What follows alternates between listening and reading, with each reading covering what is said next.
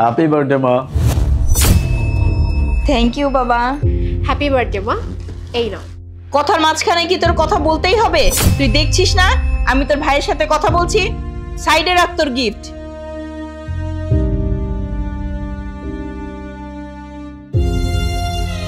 বাবা, তোর কিনা শাড়িটা তো অনেক সুন্দর। কত টাকা নিয়েছে এটা? হ্যাঁ মা, সুন্দর তো হবেই। পুরো 20,000 টাকা দাম এটার। কি 20,000 টাকা? শাড়িটা তো অনেক সুন্দর, আমাকে অনেক মানিয়েছে। থ্যাংক ইউ বাবা। অবশ্যই মা, আমার মায়ের জন্মদিন, আমি তাকে গিফট দিচ্ছি, দামি গিফট দিতে হবে, এটাই তো স্বাভাবিক, তাই না? এটার দাম পুরো 20,000 টাকা। আমি তো তোমাকে 20,000 টাকা দামের একটা গিফট করছি। তোমার মেয়েকে জিজ্ঞেস করো, সে তোমার জন্য কি নিয়ে আসছে। আরে বাবা, তুই যে কি বলিস না, ও আর কি দিতে পারবে? খুব বেশি হইলে 200-300 টাকা দামের একটা গিফট দিয়েছে। তুই তো অনেক বড় একটা কোম্পানিতে চাকরি করিস, অনেক টাকা বেতন পাস, আর ও ছোটখাটো একটা চাকরি করে, খুব অল্প টাকা বেতন পায়। এবার তুইও অনুমান করে দেখ ও কি এমন গিফট দিতে পারে। মা, আমি তোমার জন্য একটা ঘড়ি নিয়ে আসছি, আর ঘড়িটার দাম কত নিয়েছে জানো? 1200 টাকা। তুমি না আমাকে বলেছিলে যে বাসার ঘড়িটা নষ্ট হয়ে গেছে, তাই তোমার জন্য ঘড়ি নিয়ে আসলাম। ঘড়ি? সামান্য একটা ঘড়ি নিয়ে এসেছিস? আমি তোকে বলেছিলাম আমার ঘড়িটা নষ্ট হয়েছে, তাই বলে তো তোকে আমি বলি নাই যে আমার জন্য একটা ঘড়ি নিয়ে আসিস? তুই তো নিজেই জানিস না যে জন্মদিনে মাকে কি গিফট দিতে হয়, আসছে ঘড়ি নিয়ে। ও মা, আজকে তো তোমার জন্মদিন, সেই উপলক্ষে আমি বাইরে থেকে খাবার অর্ডার করছি, ভালো খাবার অর্ডার করছি। আর বোন, তুই যাস না কিন্তু, খাবারটা খেয়েই যাস। কে জানে লাস্ট কবে ভালো মন্দ খাবার খাইছিস। তুই কিভাবে কথা বলছিস? হ্যাঁ, তুই কি এটাও জানিস না বড় বোনের সাথে কিভাবে কথা বলতে হয়? অবশ্যই বলতে পারবো, আমি তোর থেকে বেশি স্যালারি পাই, তো আমি এগুলা কথা বলতে পারবো না?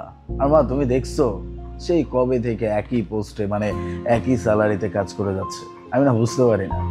আলিফ, তুই হয়তো ভুলে গিয়েছিস ওই ছোট কাজটা দিয়েই তোর পড়াশোনা চলতো, ওই কাজটা দিয়ে আজকে তুই এত বড় একটা চাকরি করছিস।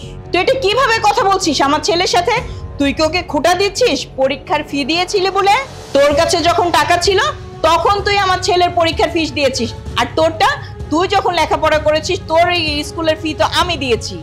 আমি তো তোকে কখনো বলি নাই যে তুই আমার টাকায় লেখাপড়া করেছিস, এখন ছোট একটা কোম্পানিতে চাকরি করছিস। তাহলে তুই কিভাবে আমার ছেলেকে খোটা দিতে পারিস? তুই জানিস আমার ছেলে কত বড় কোম্পানিতে চাকরি করে?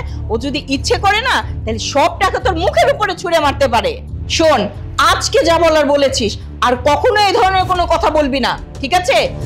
শোন বাবা, আমি না চাচ্ছি যে তোর বাবা আর আমি একদম তোর কাছে চলে আসি, মানে শেষ জীবনটা তোর সাথেই থাকতে চাই। কি বাবা, কি বলতেছো এসব? তোমরা আমার বাড়িতে চলে আসবা? না না, এইভাবে আমার বাড়িতে থাকা যাবে না। আরে বাবা, তুই এটা কিভাবে কথা বলছিস? আমরা যদি তোর সাথে না থাকি তাহলে আমরা কোথায় থাকবো? আর এখন না তোর বাবার আর আমার ওই গ্রামে মন টেকে না, তাই যখন আসছিলাম তোর বাবা আমাকে বলল যে তুমি যাচ্ছ, যাও, ছেলেকে কিন্তু বলো যে আমরা একসাথে থাকতে চাই। মা, কেন বুঝতে পারতেছো না?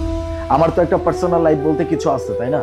হ্যাঁ, আমি এখানে একা থাকি এটা তোমরা মনে করতে পারো, কিন্তু আমি তো একা থাকি না। আমার বন্ধু বান্ধব আসে, প্রতিদিন রাতে আসে, আমি তাদের সাথে পার্টি শার্টি করি, একটু এনজয় করি। এটা তো আমার সেই বয়সী, তাই না? আমি এনজয় করব। তোমরা কেন বুঝতে পারতেছো না? দেখো, তোমরা যেখানে আসছো একদম ঠিক আছো।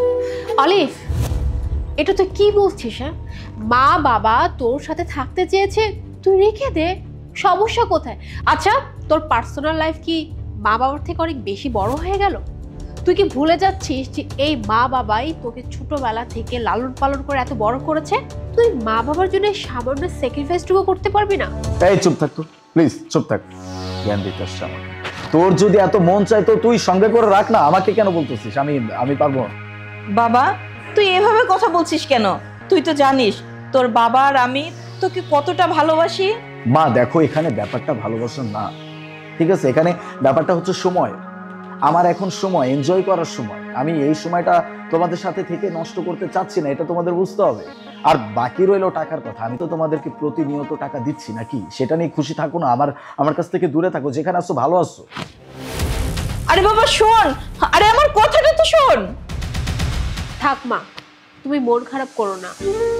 তোমার আর বাবার যদি গ্রামে থাকতে খুব বেশি কষ্ট হয়ে যায়, এক কাজ করো, তোমরা আমার কাছে চলে এসো, আমার সঙ্গে থাকবে তোমরা।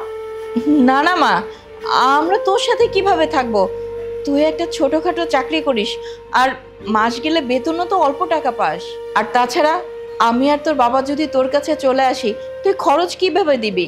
আর তাছাড়া তুই তো তোর নিজের খরচই ঠিকঠাক মতন চালাইতে পারিস না। আমরা গ্রামেই থেকে যাব, কোনো ব্যাপার না রে মা। না না মা, এসব নিয়ে তোমাকে ভাবতে হবে না। আমি যে স্যালারি পাই তা দিয়ে আলহামদুলিল্লাহ আমাদের তিনজনের খুব ভালোই চলে যাবে। তবে মানছি যে আমার বাসাটা একটু ছোট, সমস্যা নেই, আমরা তিনজন মিলে অ্যাডজাস্ট করে নিব। সত্যি রে মা, তুই আজকে আমার ভুলটা ভাঙিয়ে দিলি।